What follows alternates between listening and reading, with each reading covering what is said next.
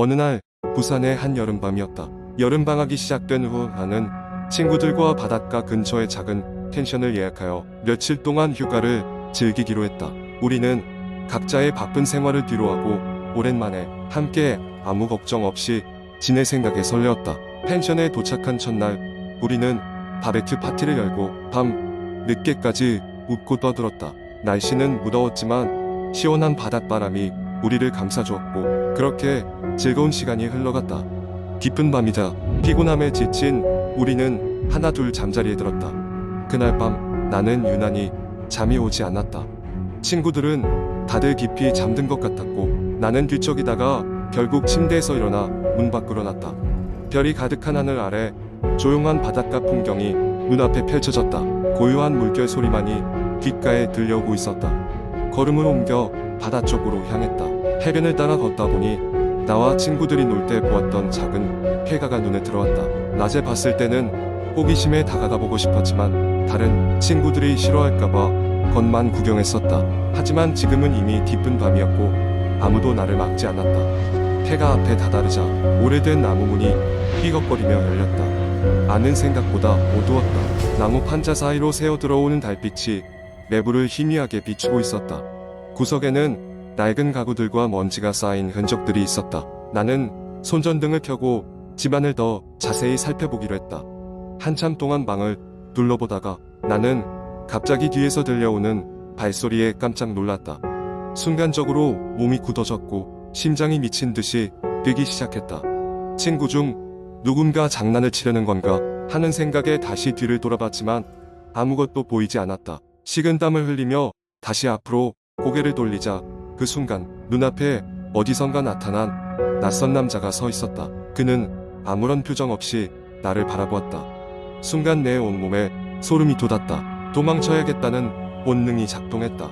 나는 그를 지나쳐 재빨리 문 밖으로 달려나왔다. 가슴 속에서 두려움이 차올랐다. 펜션으로 돌아왔을 때 나는 방 안의 친구들을 깨워 방금 있었던 일을 이야기하려 했다. 하지만 설명하려고 할수록 말이 꼬이기만 했고 잠이 덜 깬 친구들은 대수롭지 않다는 듯이 다시 잠에 빠져들었다. 나 역시 지쳐버린 나머지 결국 침대에 몸을 맡기고 말았다. 다음날 아침 나는 나이트메어에서 깨어났다. 곧바로 친구들에게 간밤에 겪었던 일을 다시 이야기했다. 그제야 친구들은 내 이야기를 믿기 시작했고 우리는 함께 폐가로 가보기로 했다. 모두가 떨리는 마음으로 폐가에 도착해 안으로 발을 들이자 불길한 기운이 우리를 감쌌다.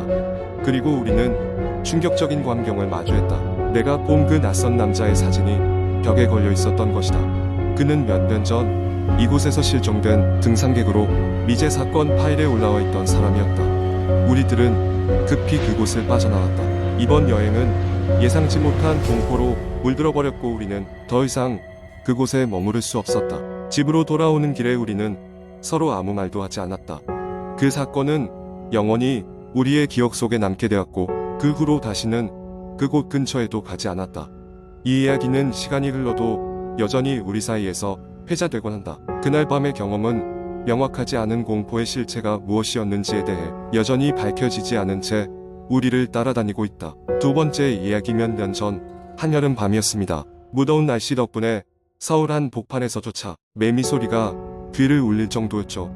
대학생인 나는 방학 동안 할 일이 없어 친구들과 돌아가며 서로의 집을 전전하며 시간을 보내곤 했습니다. 그날은 특별히 계획 없이 친구 정우의 집에서 모이게 되었죠. 정우는 부모님과 떨어져 혼자 살고 있었는데 이때가 처음으로 그의 집에 가보는 날이었습니다. 정우의 집은 오래된 아파트 단지의 9층에 위치해 있었습니다.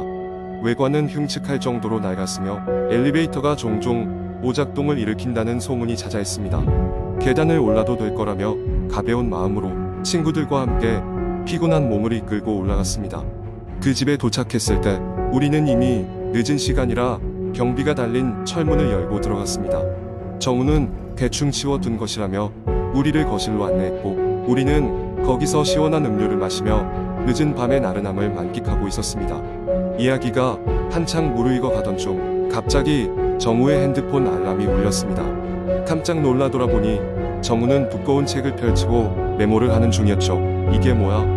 라며 우리가 물었더니 정우는 잠깐 생각에 잠기더니 조심스럽게 이야기를 시작했습니다. 정우는 몇 주 전부터 집에서 이상한 소리를 들었다고 했습니다. 처음엔 단순한 건축물의 노후로 인한 소리라고 생각했지만 시간이 지날수록 마치 누군가 문 밖에서 서성거리는 것 같은 느낌이 들었다고 했죠. 더군다나 매일 밤 11시가 되면 어김없이 그 소리가 시작되었고 그날도 역시나 같은 시간에 소리가 나기 시작했다는 것이었습니다. 처음에는 우리도 대수롭지 않게 여겼지만 11시가 다가오면서 왠지 모를 긴장감이 우리를 엄습했습니다. 그리고 마침내 그 시각이 되자 어디선가 낮은 흉음이 들려오기 시작했습니다. 처음에는 바람 소리라고 생각할 수 있을 정도였지만 가만히 듣고 있자니 그것이 아니란 걸 깨달을 수 있었습니다. 소리는 분명코 사람의 발걸음 소리였고 그것도 맨발로 바닥을 걷는 것처럼 부드럽고 적막했습니다. 우리는 모두 숨을 죽인 채 귀를 기울였습니다. 소리는 점점 더 가까워졌고 이제는 거실 바로 문 앞에서 들리는 듯 했습니다. 정우는 자신의 직감이 맞았다며 이전에 느꼈던 불안을 이야기했죠. 그는 이사 오기 전부터 이 집에 대해 이상한 소문을 들었지만 그저 허무맹랑한 도시 괴담일 뿐이라고 무시했다고 했습니다. 긴장감이 최고조에 달할 때쯤 정우는 무언가 결심한 듯 자리에서 일어났습니다. 그리고는 망설임 없이 현관문을 열었죠.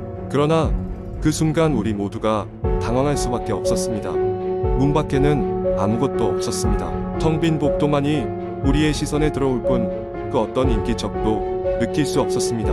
그러나 발소리는 확실히 들렸습니다.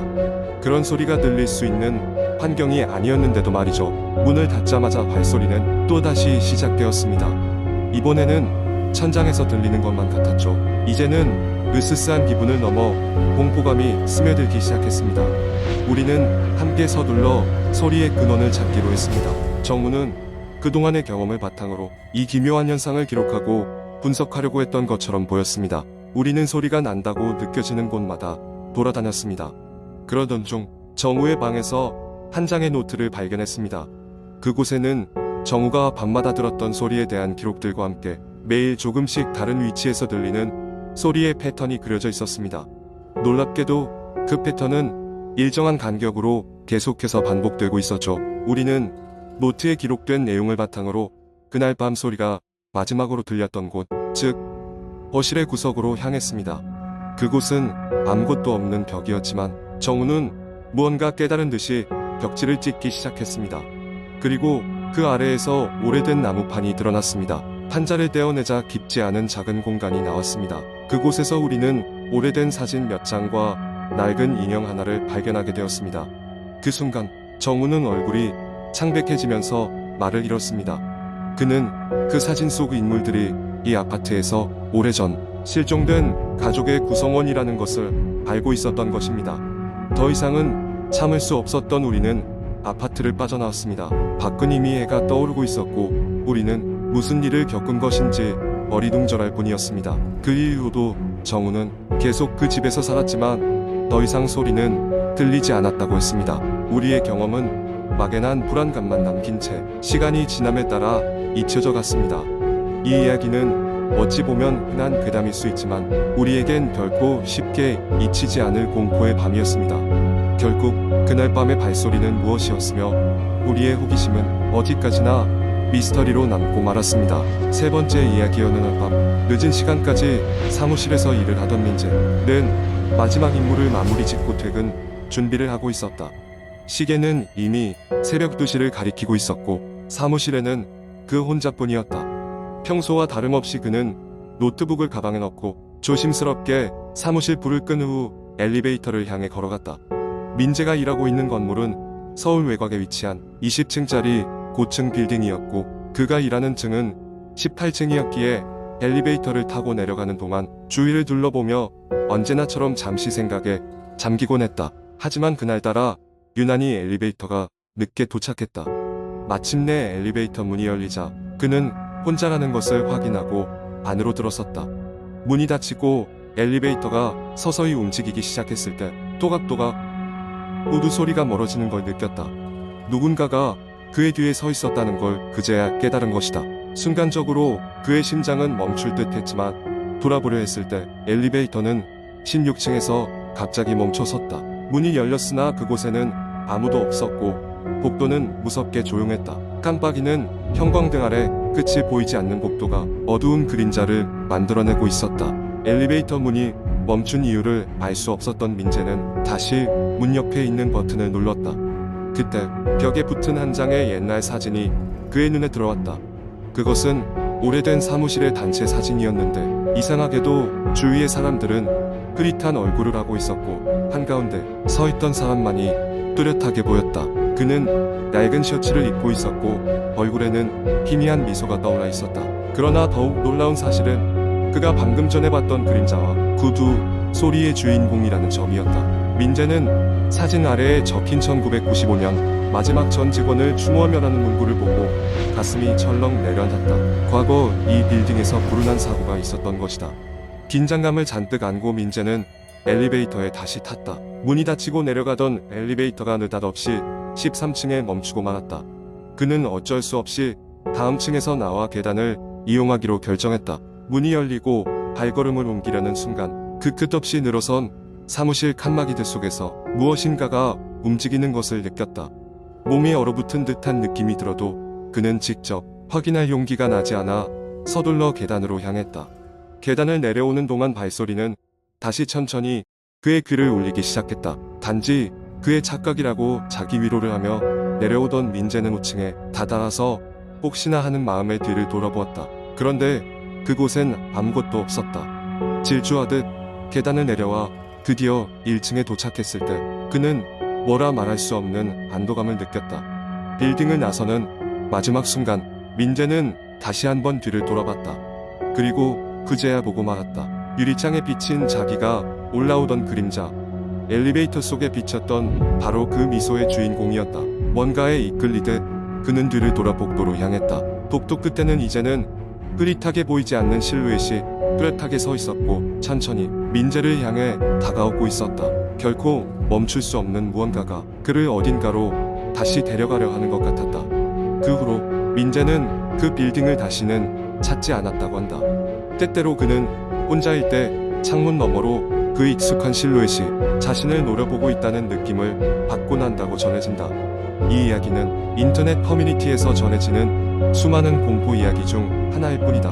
민재처럼 우리는 누구나 언제든지 미스테리한 상황에 처할 수 있는 법이다. 어느 순간 우리 곁에서 무언가가 벌어지고 있는지 조차 인식하지 못하고 있을지도 모른다.